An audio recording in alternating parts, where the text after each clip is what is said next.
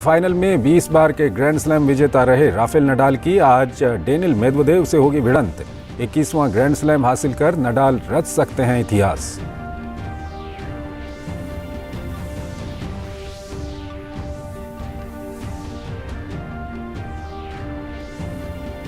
और आइए आपको सबसे पहले बीजेपी मुख्यालय लिए चलते हैं, जहां पर भूपेंद्र यादव एक प्रेस को वहां पर संबोधित कर रहे हैं।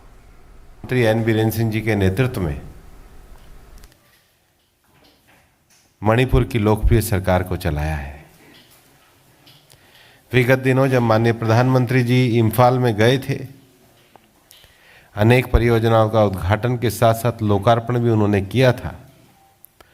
संबित जी भी मेरे साथ थे। एक ऐतिहासिक दृश्य देखने को मिला कि 8 किलोमीटर तक लगातार कोई एक कोना खाली नहीं था जहां पर हमारे मणिपुर के भाई और बहन उनका स्वागत के लिए एक 8 किलोमीटर लंबा उनका स्वागत किया और एक बड़ी जनसभा भी हुई। भारतीय जनता पार्टी संसदीय बोर्ड ने तय किया है कि मणिपुर में भारतीय जनता पार्टी सभी सीटों पर, सभी 60 सीटों पर भारतीय जनता पार्टी पूरी दमदारी के साथ चुनाव लड़ेगी। और इसलिए पार्टी के संसदीय बोर्ड ने सभी 60 सीटों के उम्मीदवारों के नाम तय किए हैं। और हमें विश्वास है कि विगत 5 सालों में भारतीय जनता पार्टी ने जिन वादों को किया था उनको पूरा किया है। लोगों के मन में शांति और विश्वास का एक नया जज्बा पैदा किया है। मणिपुर के सुदूर गांव में हर व्यक्ति तक माननीय प्रधानमंत्री जी की गरीब कल्याणकारी नीतियों को पहुंचाया है। और इसलिए आज आयुष्मान योजना का विषय हो, प्रधानमंत्री आवास का विषय हो, उज्ज्वला योजना का विषय हो, सभी में मणिपुर की सरकार ने एक अभूतपूर्व स्थान प्राप्त किया है। जो मणिपुर एक समय कांग्रेस के शासनकाल में कानून व्यवस्था की स्थिति के कारण, ब्लॉकेज के कारण, बार बार होने वाले बंद के कारण, भ्रष्टाचार के कारण ऐसा लगता था कि क्या शासन इससे मुक्ति दे सकता है। भारतीय जनता पार्टी ने मणिपुर में विकास की वैकल्पिक राजनीति की धारा को आगे बढ़ाया है। और इसलिए आने वाले समय में भी मणिपुर में हम सुशासन के आधार पर वोट के लिए लोगों के समक्ष जाने वाले हैं। माननीय प्रधानमंत्री जी की जो दिशा निर्देशन है, उस नेतृत्व में मणिपुर में एन बीरेन सिंह जी ने एक सफल सरकार को चलाया है। हमें विश्वास है कि भारतीय जनता पार्टी जो सभी 60 सीटों पर चुनाव लड़ रही है, आने वाले चुनाव में 2/3 से ज्यादा बहुमत लेकर पुनः मणिपुर में सरकार बनाएगी। इसलिए मैं हमारे मणिपुर के संगठन के प्रभारी, पार्टी के राष्ट्रीय प्रवक्ता भाई संबित पात्रा जी से आग्रह करता हूं कि वो सभी 60 सीटों के हमारे उम्मीदवारों का नाम आपके सामने प्रस्तुत करें। धन्यवाद माननीय भूपेंद्र जी। साथ में राष्ट्रीय प्रवक्ता प्रेम शुक्ला जी हैं। आप सभी का बहुत बहुत अभिनंदन, बहुत नमस्कार। विस्तार में माननीय भूपेंद्र जी ने अभी किस प्रकार से माननीय प्रधानमंत्री जी के नेतृत्व में नॉर्थ ईस्ट में और पर्टिकुलरली मणिपुर में डेवलपमेंट पहुंचा है, the way development has reached Manipur, Shri Bhupendra Yadav ji has elaborated in detail. And one of the most important things that he has cited is that BJP is going to contest on all the 60 seats and we are going to form the government with 2/3 majority. I will just start reading the names. और एक छोटा सा वाक्य मैं कहना चाहता हूं उससे पहले कि आप सबने देखा होगा कि माननीय प्रधानमंत्री जी का नॉर्थ ईस्ट और मणिपुर के साथ केवल डेवलपमेंट का वास्ता नहीं है, एक इमोशनल कनेक्ट भी है। कोरोना के समय जिस प्रकार से माननीय प्रधानमंत्री जी ने मणिपुर का ये जो लांग्यान है, इसको लांग्यान, this tool is called is लांग्यान, उसका उन्होंने धारण किया। माँ गंगा में डुबकी लगाते हुए, इसी लांग्यान को धारण करते हुए प्रधानमंत्री माननीय नरेंद्र मोदी जी ने माँ गंगा में डुबकी लगाई। और अभी 26 जनवरी के दिन, गणतंत्र दिवस के दिन, जिस प्रकार से लांग्यान धारण करके उन्होंने राष्ट्र ध्वज को उत्तोलित किया, ये स्वाभाविक रूप से दिखाता है कि कहीं ना कहीं मणिपुर प्रधानमंत्री जी के हृदय के अति निकटतम है। Manipur is extremely close to the heart of prime minister. और मणिपुर में बच्चा बच्चा आज कहता है कि प्रधानमंत्री जी ने मणिपुर को अपने हृदय के इतने निकट रखा है, हम भी मोदी जी को अपने हृदय के बहुत निकट रखेंगे, 2/3 बहुमत के साथ भारतीय जनता पार्टी की सरकार बनाएंगे।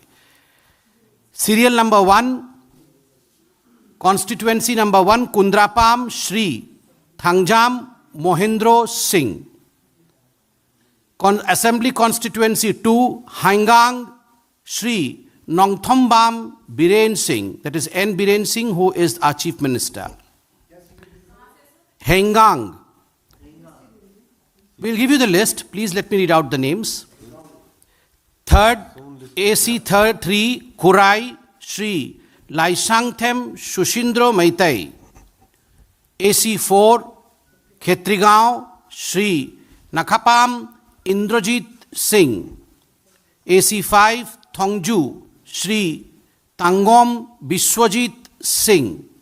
AC 6, Biswajit Singh is our PWD minister.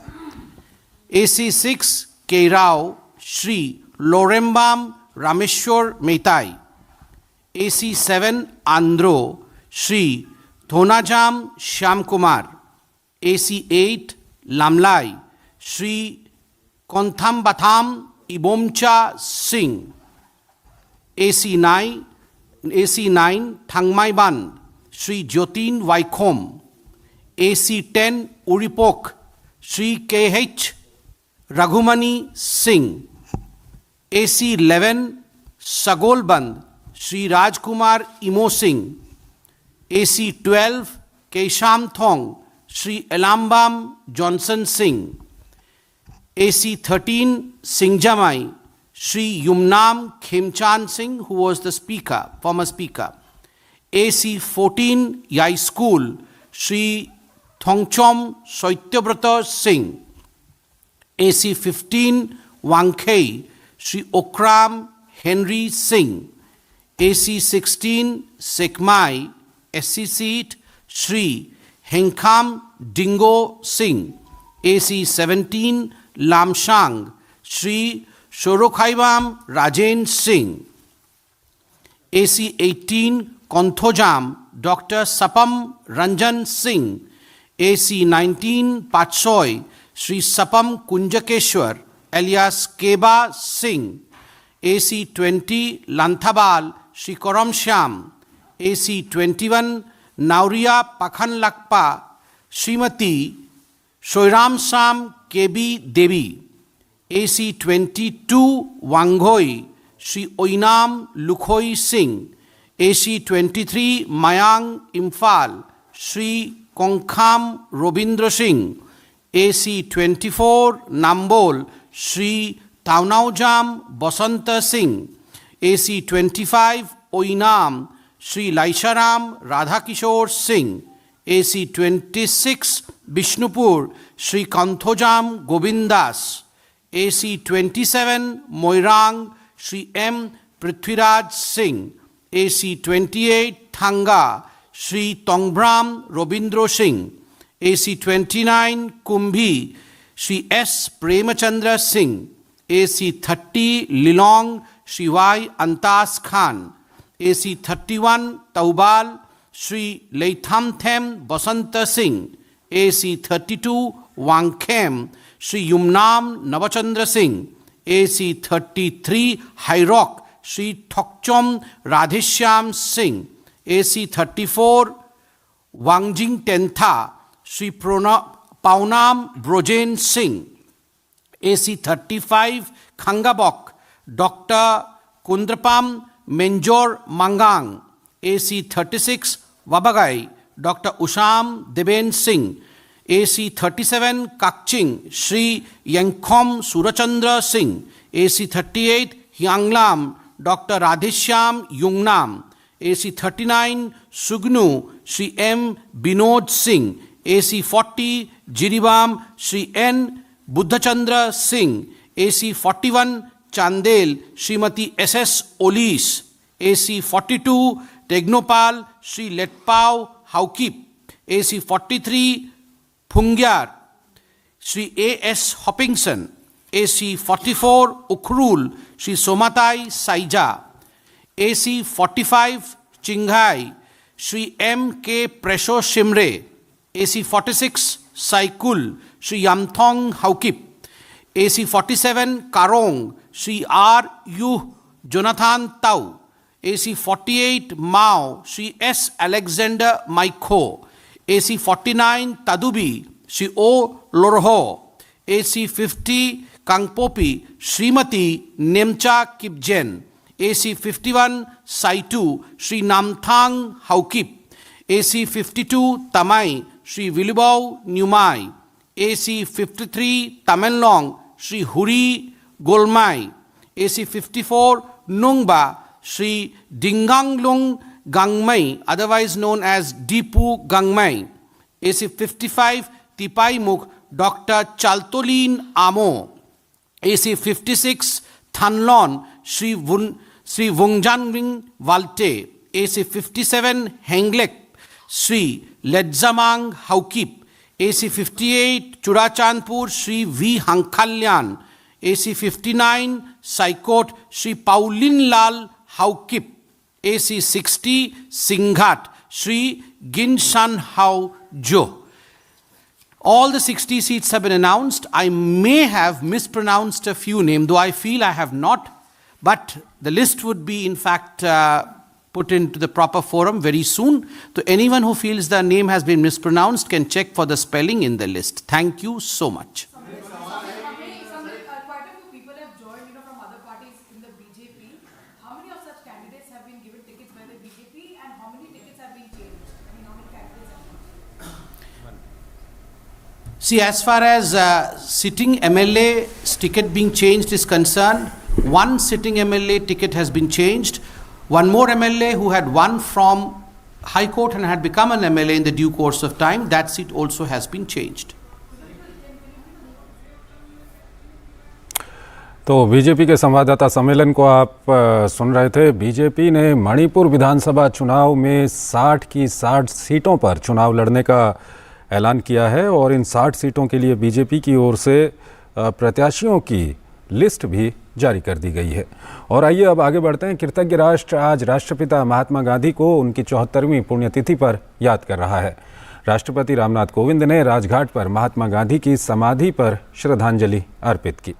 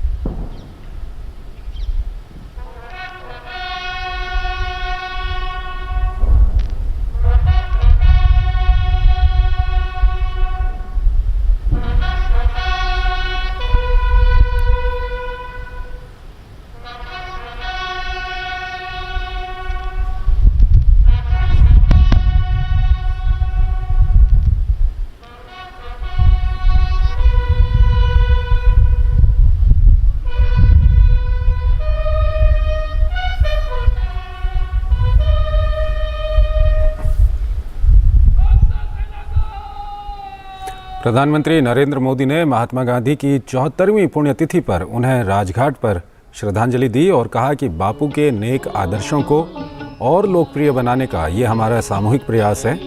आज शहीद दिवस पर पीएम ने उन सभी महानुभावों को श्रद्धांजलि अर्पित की जिन्होंने साहसपूर्वक देश की रक्षा की। पीएम ने कहा कि उनकी सेवा और वीरता को हमेशा याद किया जाएगा।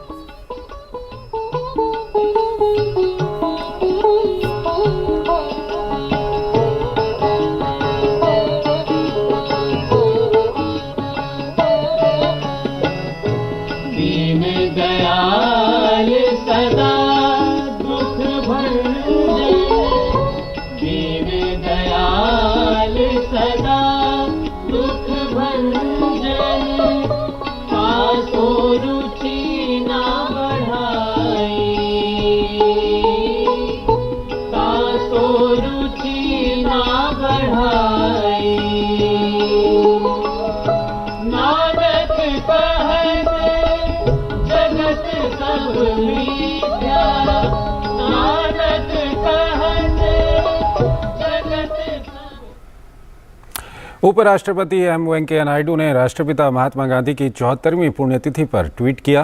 आज महात्मा गांधी जी की पुण्यतिथि पर राष्ट्रपिता की पावन स्मृति को सादर प्रणाम करता हूं, जिन्होंने हमारे स्वाधीनता आंदोलन को सत्य और अहिंसा का नैतिक आधार प्रदान किया। उपराष्ट्रपति ने आगे ट्वीट किया, गांधी जी का आंदोलन मूलतः सामाजिक, आर्थिक और नैतिक सुधार का आंदोलन था, जिसमें देश की प्रगति के साथ साथ दुर्बल वर्गों, महिलाओं, किसानों और ग्रामीण भारत के समावेशी उत्कर्ष की भी चिंता थी। उपराष्ट्रपति ने ट्वीट किया, आपसी सौहार्द, सामाजिक एकता, आत्मनिर्भरता, स्वच्छता और अपने परिवेश के अनुकूल जीवन शैली सुनिश्चित करके हम राष्ट्रपिता को सच्ची श्रद्धांजलि दे सकते हैं। देश को भूख और गरीबी, अज्ञानता, निरक्षरता, भेदभाव जैसी सामाजिक अक्षमताओं से मुक्त करने का संकल्प लें। और वहीं गृह मंत्री अमित शाह और मुख्यमंत्री भूपेंद्र पटेल ने महात्मा गांधी की पुण्यतिथि पर अहमदाबाद के साबरमती रिवर फ्रंट पर आयोजित एक कार्यक्रम में उन्हें श्रद्धांजलि दी। अमित शाह ने यहां चरखा चलाया। इस मौके पर उन्होंने गांधी की एक भव्य प्रतिमा का अनावरण किया।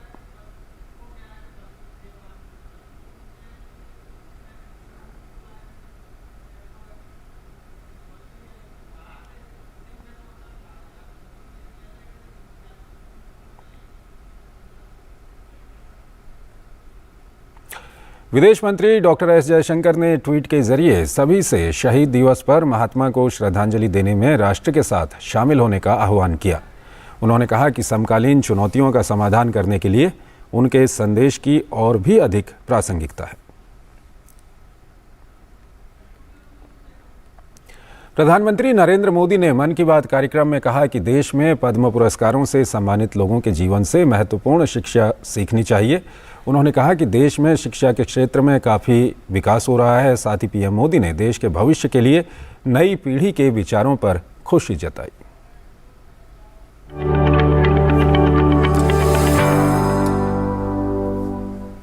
प्रधानमंत्री नरेंद्र मोदी ने इस साल के अपने पहले मासिक रेडियो कार्यक्रम मन की बात में आज़ादी के अमृत महोत्सव के तहत देश में राष्ट्रीय प्रतीकों को पुनः प्रतिष्ठित किए जाने के प्रयासों पर चर्चा की। साथ ही प्रधानमंत्री ने पद्म पुरस्कारों की चर्चा करते हुए कहा कि आज ऐसे लोगों को पद्म पुरस्कार मिले हैं जिन्हें शायद कम ही लोग जानते हैं, लेकिन उनके जीवन से बहुत कुछ सीखने को मिलता है। देश में अभी पद्म सम्मान की भी घोषणा हुई है। पद्म पुरस्कार पाने वाले में कई ऐसे नाम भी हैं जिनके बारे में बहुत कम लोग जानते हैं।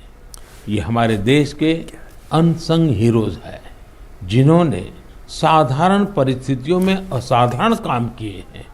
जैसे कि उत्तराखंड की बसंती देवी जी को पद्मश्री से सम्मानित किया गया है। बसंती देवी ने अपना पूरा जीवन संघर्षों के बीच जिया।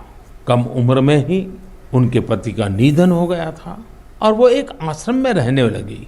यहाँ रहकर उन्होंने नदी को बचाने के लिए संघर्ष किया और पर्यावरण के लिए असाधारण योगदान दिया।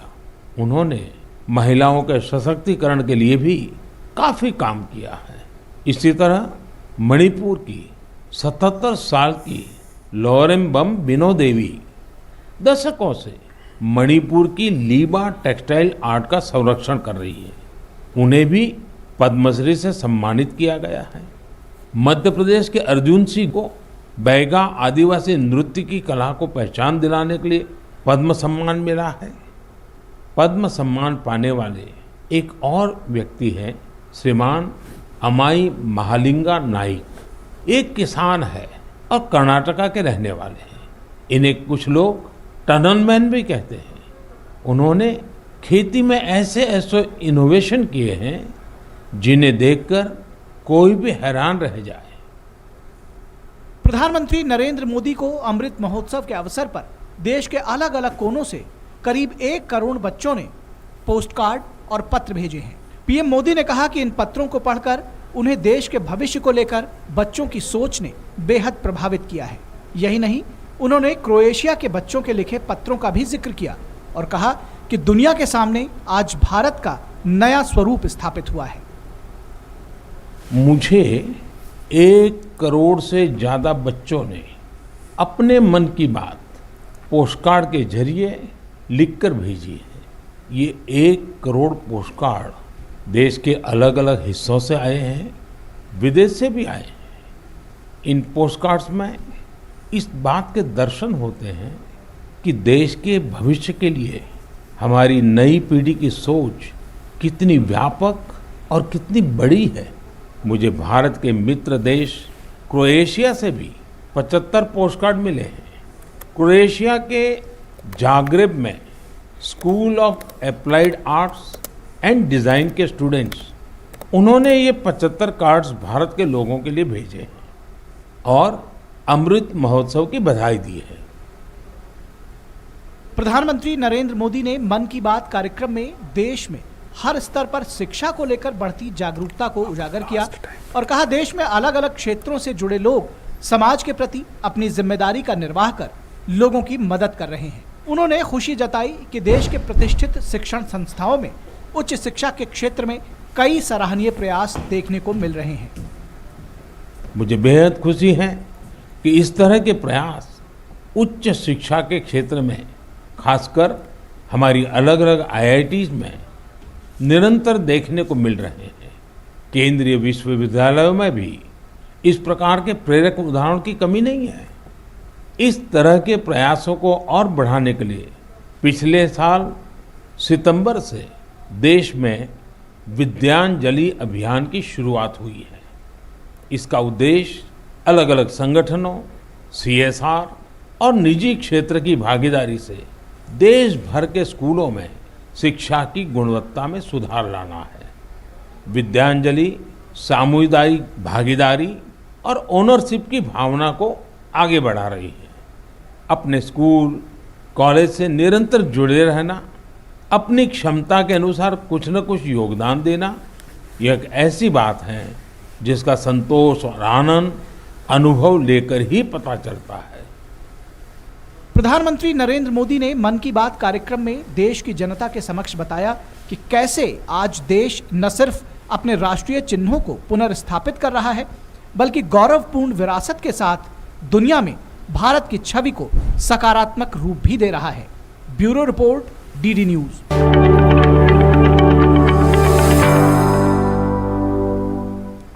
तो इस बुलेटिन में फिलहाल इतना ही। आप बने रहिए DD न्यूज के साथ। नमस्कार।